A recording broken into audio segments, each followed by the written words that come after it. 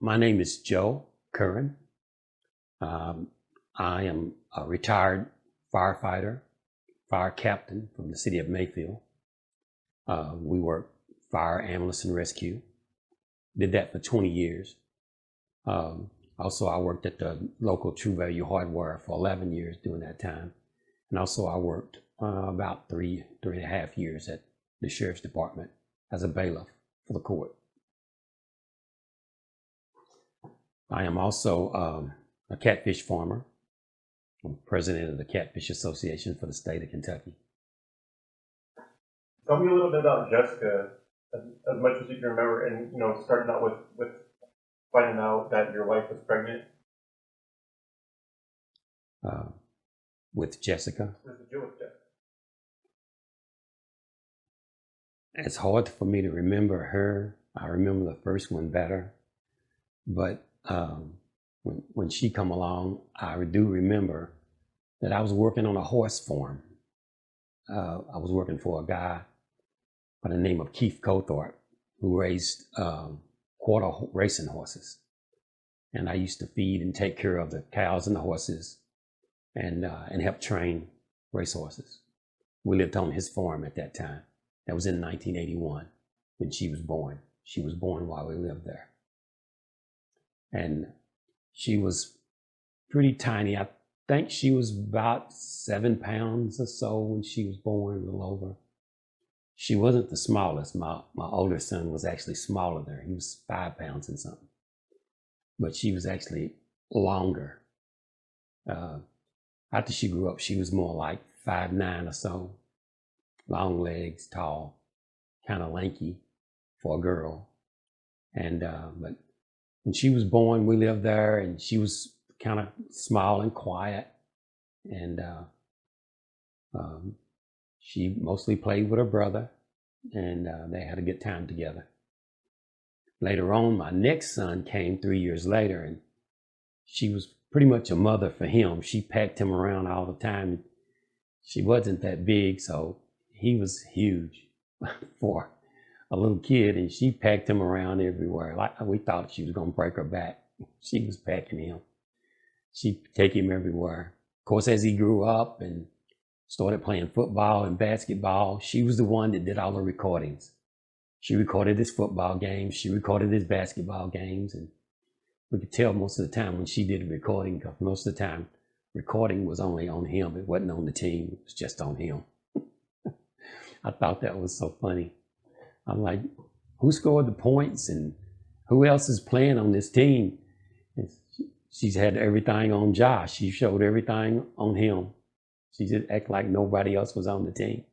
You could hear her hollering for him, "Go Josh, go Josh." She really loved her brothers, and she really loved her family. As she grew up, she always wanted to be involved in, we always had get-togethers at my farm for Thanksgiving, 4th of July, Christmas, all the holidays. She was in on the planning. She wanted to have something to do with the planning. And as she grew up, she was always involved in some of the cooking, the planning and the cooking. She was just like a road map to find places. And she could remember every number. You tell her a number for Pizza Hut or somewhere, next week she'll tell you the number.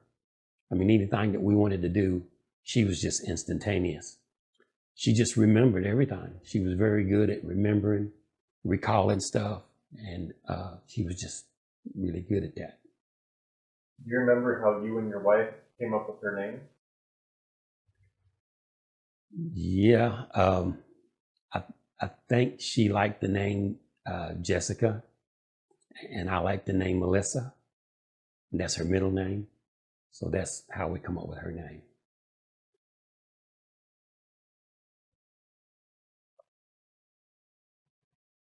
Do you remember how your wife's pregnancy was with Jessica up until she was delivered her? Yeah, I mean, everything with Jessica went very well. It went good. Do you remember the moment that Jessica was born? Faintly, I do. Everything went so well. When my first son was born, my wife made it to the to the pre-delivery room. She had the baby in the hallway before she got to the delivery room. In Jessica's case, she had her in the hallway going to the pre-delivery room. Each time she had one of our children, it got faster. The next one was almost born in the room, and the last one was born in the bed in the room with no doctor, and I had to catch the baby and hold her myself until the nurses got there. So Jessica was born in the hallway going to the delivery room.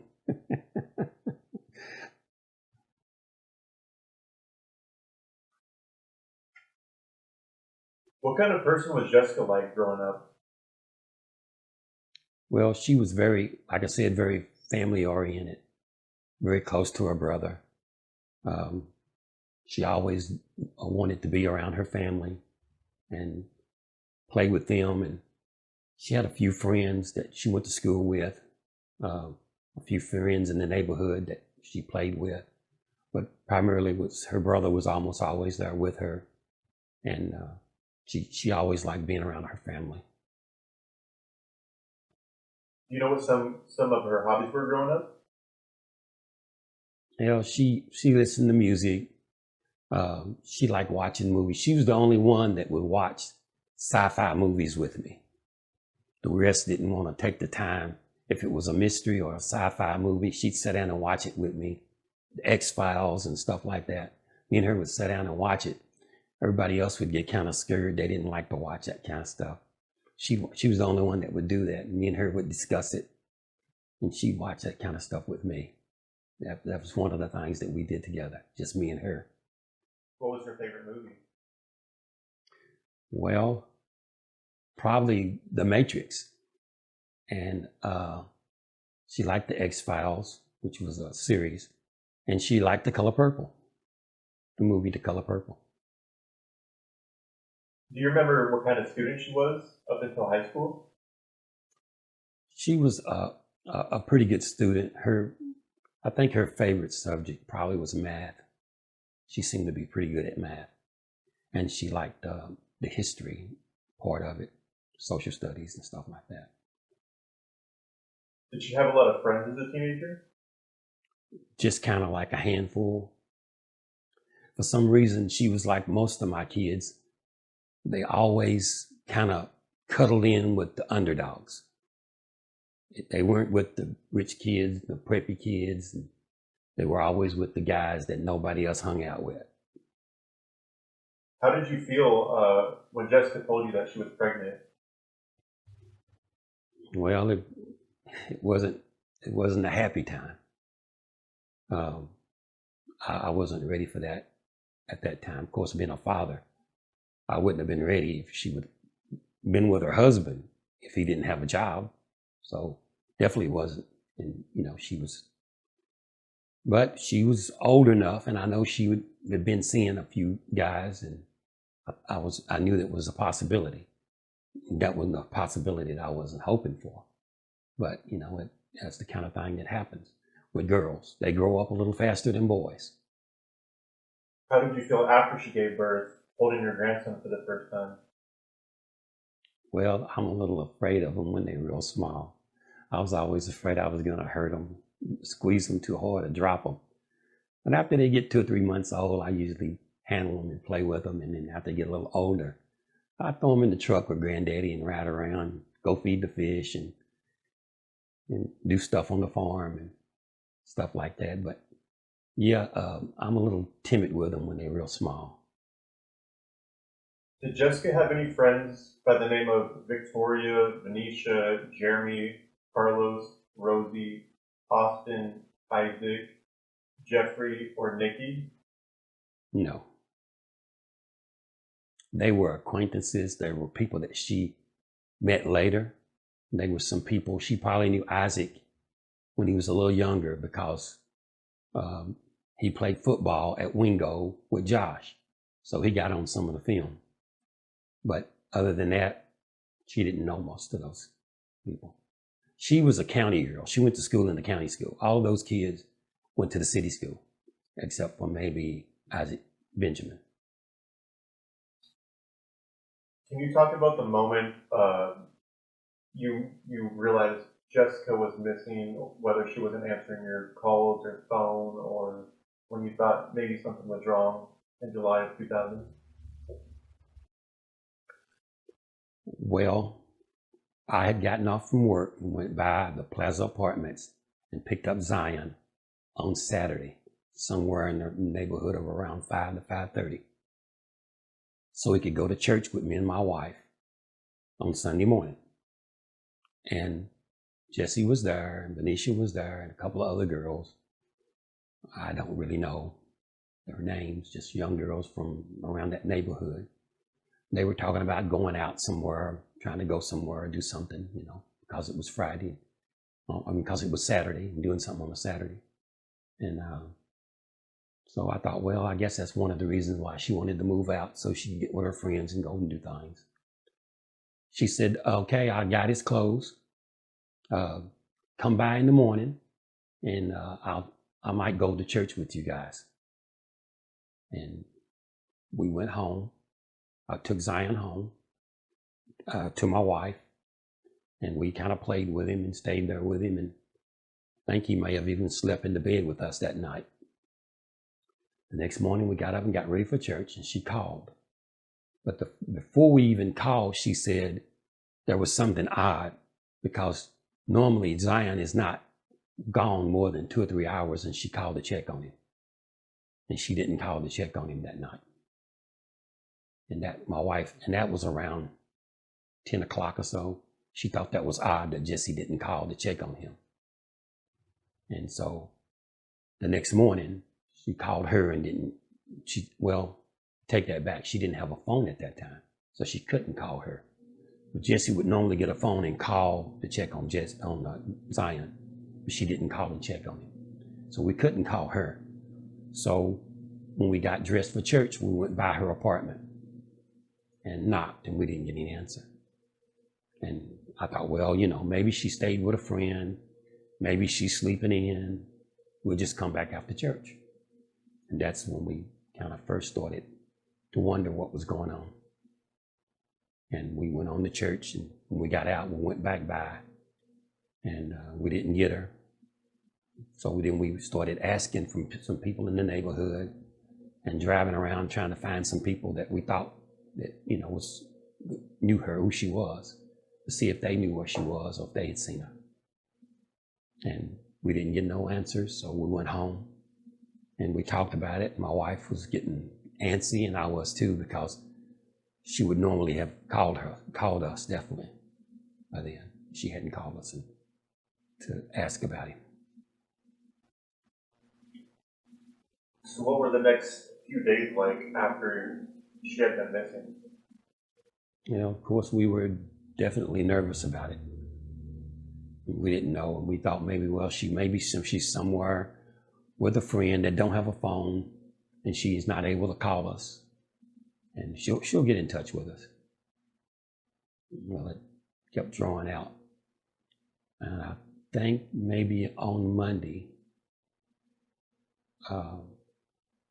one of our neighbors called and said she had heard about a body being found behind the middle school, but they thought it was a guy.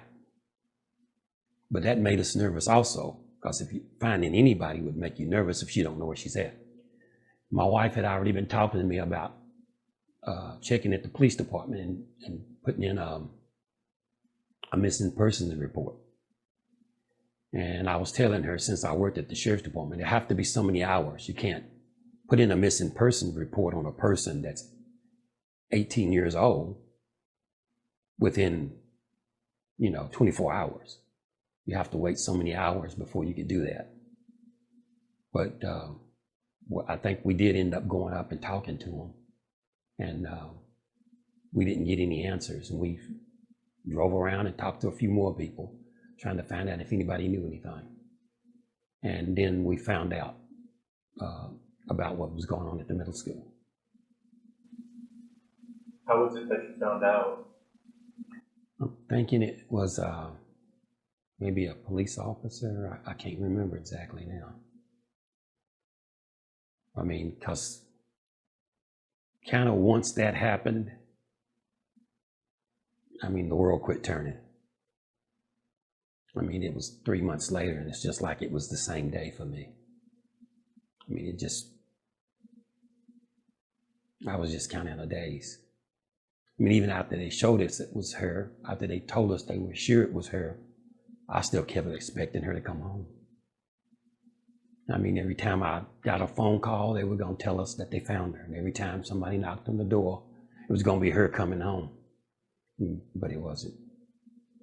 And I'm sure my wife was the same way. We kept holding that hope for the first 2 or 3 months. How did you get through those first 2 or 3 months? I have no clue. I went to work and I did my job. I can't even tell you how. I'd go somewhere and I wouldn't even know how I got there. And it was just like a daze for me. And my wife was even worse. And she was just like, she'd pick up Zion and just cry and cry and cry.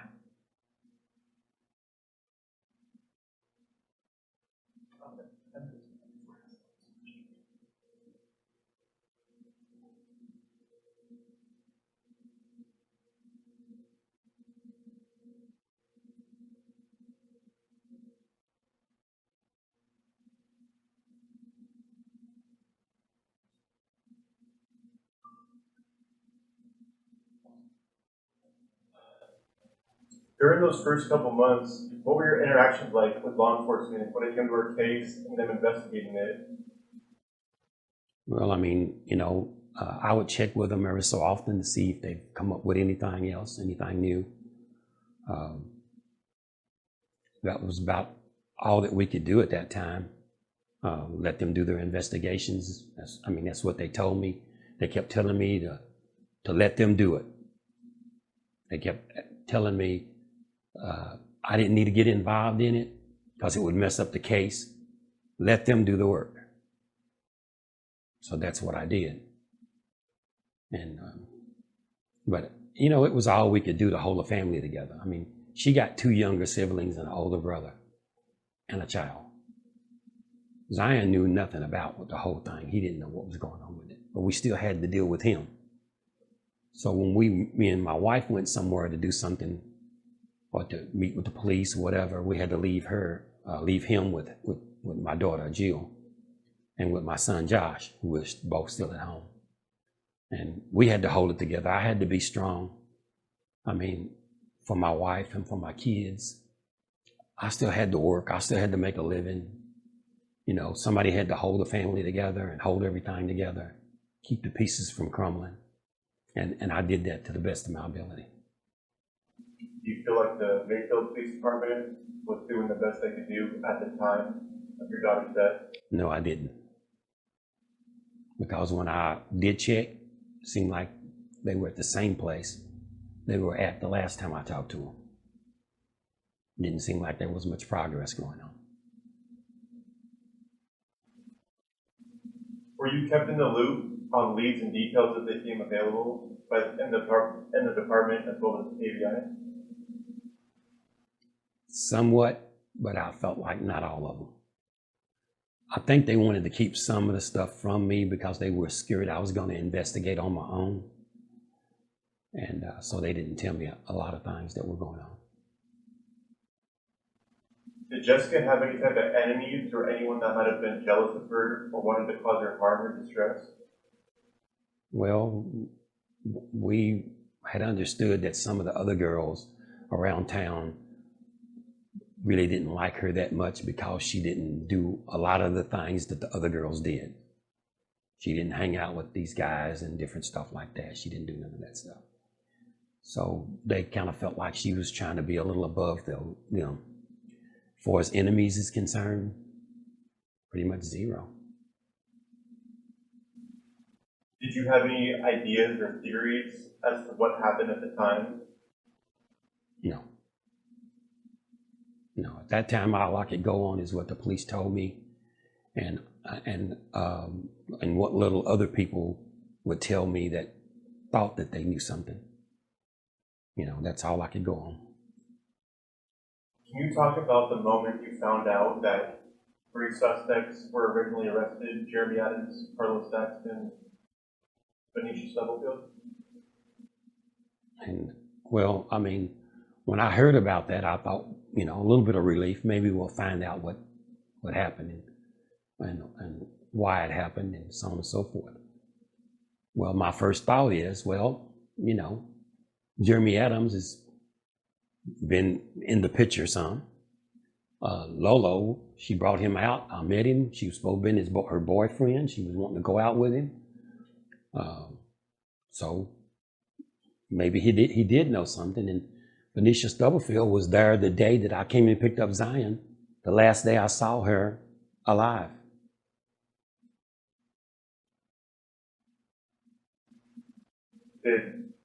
Did she say anything to you the last day you saw Jessica alive? Did you have any interactions with Benicia? No, she just said hi. Pretty much it. What do you make of Jeremy Adams and Lolo Saxton being released from jail after evidence just up and vanished? I wasn't very happy about it. I wasn't very happy about that at all. I felt like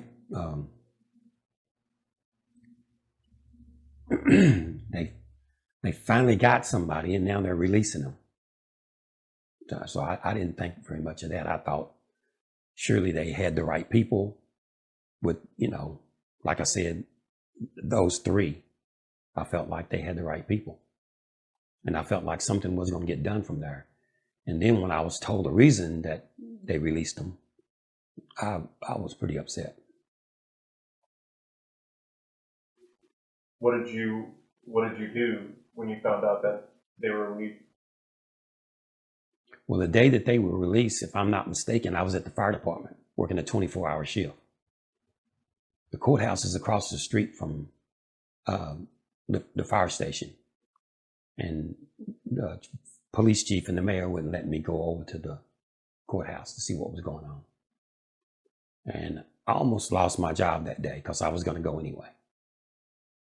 A lot of times when you have something like that happen, you can call another firefighter and have them come in and take your place and work for you. And then another time, then you work for them. But they said I couldn't do that day.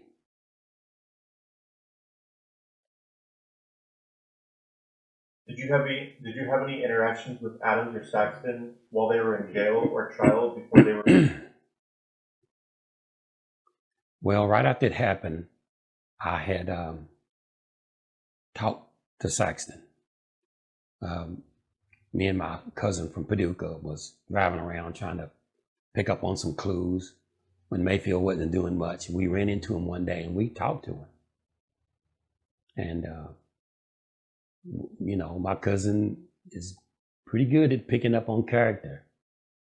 He said he's a pretty smooth character. He said all the right things, all the right ways. But he said, I think he knows something. And I said, well, I think he does too. But then we, left him. We saw Benicia Stubblefield walking down the road. We pulled her over and talked to her a minute. She walks over to my truck and put her arm up there. And the first thing I saw is a bracelet that said, what would Jesus do? Jessie wore those on her arm and on her leg. And I looked at it. And she says, oh, Jessica, give these to me. Of course, as we drove away, my cousin said she didn't give them to her. She took them off her dead body. That was just his statement. That was just his feeling. And I said, well, it is a little strange how she kind of caught that real quick. We wouldn't have known if she wouldn't have said it. We would have just thought she bought it somewhere else. But that was her statement. As if when we looked at it, we knew it was hers.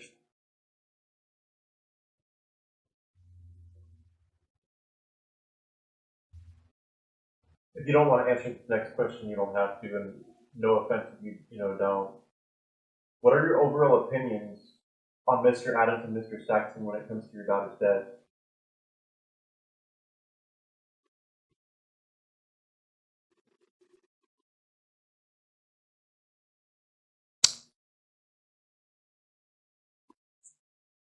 I think I'll pass on that. Okay. How do you feel the investigation into your daughter's homicide was handled by Mayfield Police, State Police, and the KBI? I know that I asked you this, but basically just get a second answer. Well, I didn't feel like Mayfield was doing their job. I don't think they were doing the work that they should have done. I went to the mayor when the new mayor come in, Wayne Potts, and asked him if we could get the FBI involved in it. He said that we could, but then the next thing I know, state police was involved in it. Well, I thought, well, that's a step up. That may be a little better than what we had. And after we had them for 2 or 3 years, I was asking if we could do something better than that, and still asking if we could get the FBI involved. And then that's when the KBI got involved. I had went to St. John's picnic between Mayfield and Paducah. They have a picnic where all the politicians come to speak. They have one at Fancy Farm about 7 miles from my house. And then they have one down at Paducah a little bit later in the year. I went there and I saw Greg Stumbo. And I'd asked him about getting us some help on the case from the Attorney General's office. He was the Attorney General at the time. He said he'd see what he could do. A year went by and he didn't do it. So the next year when he was there, I asked him again. And this time, the KBI came down. David James was the commissioner, was over the Lee Wise and Robert O'Neill. And they came down with Scott Crawford Sutherland. And we had a meeting and talked about things. Do you remember what was talked about? Well, they were talking about the case and what they wanted to do and what they needed to do. When they came down that first time, Alton McDonald just happened to be here. And I actually thought him and Lee Wise was going to get in a fight because he was disputing the stuff that Alton McDonald was saying, that he had actually come down and investigated and talked to the people himself. And they didn't get along too good. Scott Crawford Sutherland is the one that told me and Alton McDonald that after this case is over with, we will check into the underage girls. The situation about the underage girls. David James was the one who told me that Victoria Caldwell had given him some information about that and that they were going to check into it later. But later he lost his job also. And Scott Crawford was doing the trial when they first started. And then he disappears. And then Barbara Whaley finished all of it, everything else out. Can you talk about the moment you found out Adams and Saxon were released? If I'm not mistaken, you saw them in the supermarket with your wife? We ran into Adams at the mall at Paducah. And me and my wife were shopping. And my cousin that asked those questions that, because me and him were real close. And of course the mall is in Paducah, so he met us over there. And me and him was sitting out in the hallway talking while she was shopping in the store. And he came up to her in the store and said something to her about he didn't do it. And if we would tell him whether or not he was Zion's father, he'd tell us who done it. And of course my wife just kind of stayed away from him, and she followed him into the next door. I didn't know this. I was sitting out in the hallway. So he came through before she did and just kind of waved and went on. And then when my wife come out, she told me what happened, and he had already left and was out of sight. Of course, me and my cousin would have probably demolished him if we'd have known that he said something to her like that. because, I mean, she's very fragile and all this stuff. And I definitely wouldn't have wanted him to say anything to her about none of that. Were you two relieved when 5 people were arrested and charged with Jessica's homicide in 2006? We were slightly relieved, and I think she was completely relieved because of how long we had went without actually having someone picked up and charged in that length of time. Me, I'd already started hearing enough things that I was a little skeptical, because I was still thinking they would eventually, if they picked up 10 more people, the first 3 would be in that 10. The only person that was Venetia Stubblefield. She was picked up again the second time. Did you at that point in time believe that Venetia was guilty? I'm like the rest of them. I felt like she knew something. I felt like she knew something that took place. I'm not sure that she was there, but it's a possibility that she was there. I mean, she might have been there and actually saw it. She might have been the person who pointed her out, because she was the one that was supposed to have been walking with her when she went home from playing cards that night. And then these guys were supposed to pick her up and take her to these other places.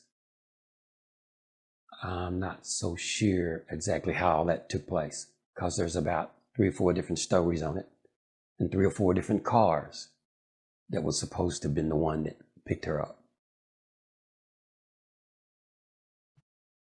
Did you have any opinions at the time on the 5 being charged, whether you believed they were guilty or innocent, or whether you were hoping they were guilty? I was hoping for some resolution on the case. I was hoping that was it, and all the truth would come out, and case closed, of course. Were you sitting through Quincy Cross's trial? Yes. What was that like? Well, I mean, Quincy acted like somebody who didn't really care what happened. Of course, he answered that. He felt like he was innocent and they were going to get him off. But he didn't act like he was worried at all. Me and my wife went out when they showed the pictures of the crime scene, where they showed how badly her body had been burned. So she and I went out. But, you know, we were there and heard most of the testimony, and his lawyer just didn't seem like he'd done a whole lot. But I mean, we weren't worried about that at the time, because at that time we felt like he did it. We wanted him to get convicted. I mean, if he's the guy that did it, he should go to prison. So, can you talk about being pressured into having the prosecution take the death penalty on Quincy Cross? Yeah, they just kept wanting to do the death penalty, because they said if you do the death penalty, you get the best results, and this, that, and the other. And you know, my wife was like, I mean, because I don't believe in the death penalty, and I told them I don't. And you know, I don't want to see another person die. And I told them, him dying don't bring her back. If it did, I didn't care if everybody in his whole family died. I'd like to see my daughter back. But it's not going to happen, and I already know that. And I wasn't after the death penalty. And she and I talked about it, and we agreed that we didn't want a death penalty in the case. How did you feel after the guilty verdict came back on all 5? Well, I mean, we felt like maybe justice had been served. I mean, at that point, we didn't have all the information that we ended up getting later. We didn't hear all the stories that we heard later. We didn't know all the things that happened in the prosecution and with the judges and so on and so forth until much later. But I already had some skepticism myself, but my wife didn't have as much, because she hadn't been talking with as many people as I had.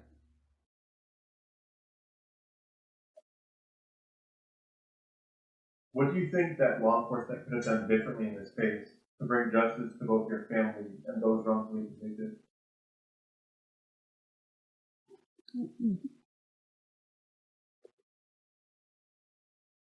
For me, they could have turned the case over to somebody that knows more about what they're doing, more professional.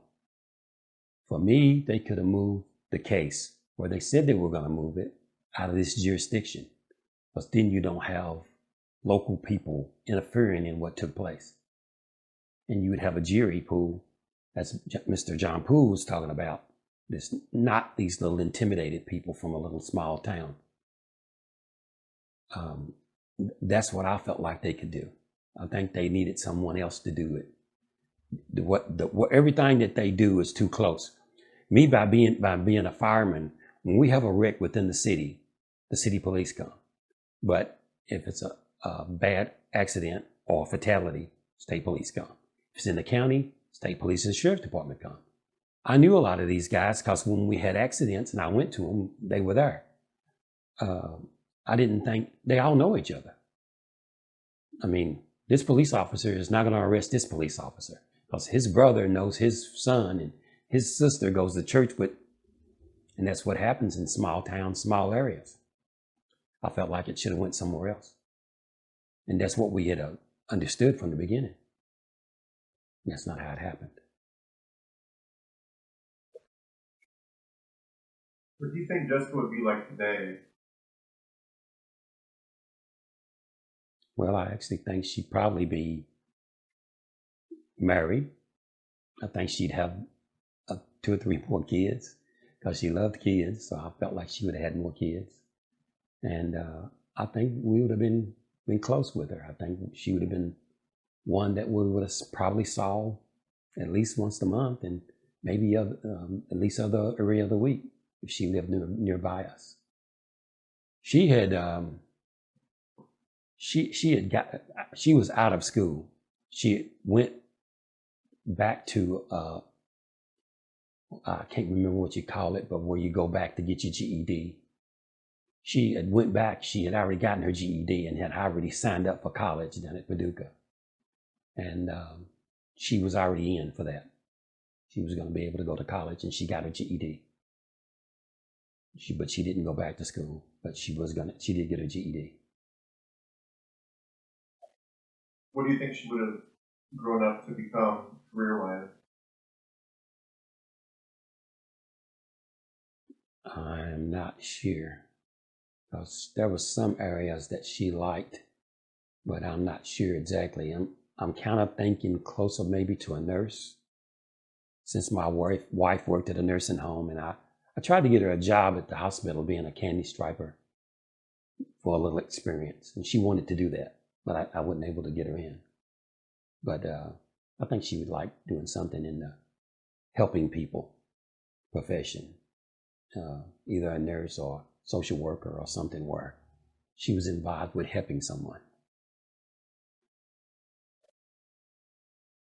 If you feel comfortable speaking about either, can you talk about what you know or what you might have heard about the drugs or country club, associated with your daughter's death? Well, I didn't know much about the country club until after her death. So I really didn't know anything about all of that. But then that started coming to light after that had happened. And then I got to talking to some people that I knew around Mayfield and found out that had been going on for years. Several generations of people had been involved with that. I don't know how long or how many, but that's what I discovered after her death. Can you speak about your friendship with David Cross and anything you'd like to say about Quincy, Tamara, or Jeffrey? I didn't know any of them until the case took place. Didn't know any of them. Yeah, I mean, I might have seen Tamara because some of the Caldwell girls used to live down in the housing project off 10th Street that would walk through going to school. And sometimes on the way back from school in the summertime, they'd stop in the fire department and get a drink of water sometimes, because we had a water fountain in there. Most of the time they didn't, but sometimes some of the guys would. Sometimes some of the girls would be with them. That's about, I probably seen them then. I really didn't know who they were. I really didn't know their names. But then when I saw them involved in the case, then I had remembered seeing them. I didn't know Mr. Cross. I didn't know anything at all about Quincy. Didn't know who he was. Had never heard about him. I had no clue about Jeff Burton, who he was. None of my kids had never spoke about him, had never talked to him. He'd never been to my house. I didn't know nothing about any of those people.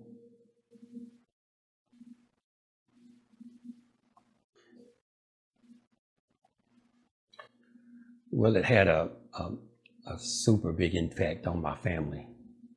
And like I said, all of my children quit school. They all eventually ended up going back and getting GEDs, but none of them finished. My oldest son was already out of school. He lost several jobs because every time he'd go to work, they keep asking him about my daughter's case. He couldn't take it because they were real close. He'd just quit a lot of times, just leave. I had to go through a lot of that in the different places that I worked and with different people. I remember the first time that after the case had went, they had released the first 3, and me and my wife went to Walmart. And I know a lot of people. I've been around this area all my entire life. And I went in Walmart and I would see somebody that I knew and I was friends with, and I always speak to, talk to, or shake hands with, and they would turn away. And some of them wouldn't know what to say. And some of them would just turn and go a different direction to avoid me. And that night, I realized what an impact it had on the community, the people here. So I went back to the car. I told my wife, I'm not going to put those people through that. They really didn't know what to say to me. What do you say to a person who's lost their daughter and then they release the people? They really didn't know what to say. And the people that did would say something like, Joe, if I had a gun, I'd kill every one of them. But they let them off. And, it's just, and we just got to where we just didn't even want to go out into the public a lot. I mean, you could just see it on people's face. I mean, at church, when we went to church, we didn't go to church for 2 or 3 weeks after that. I mean, everybody kind of understood, but it's just, you could look on their face and see how disappointed they were about how things had took place and how things had happened. It was a sad time. It was really bad. And family members didn't really know. What do you say? It's just a very, very, very hard time for our entire family. And younger people and kids, they don't think much about that. They'll say something to another kid, and that hurt them. And all we could do was put it together the best we could and hold on until things got a little better. When they tell you, well, something good will come out of this, and things will get better with time, and you could ask my wife, and it's just like it happened last week. It don't get better. You learn to live with it, but it never gets better. We're going to miss her until the day we're gone. No doubt about it. And so will everybody else in our family, because she had that big of an impact on all of us. And I would say most of her friends. She was just that kind of person. And the whole community, with knowing me, my wife, and my other children, and her. I mean, it was just, we would go to places for the next 5 to 6 years And we would talk to people, and their whole entire church was praying for us every Sunday.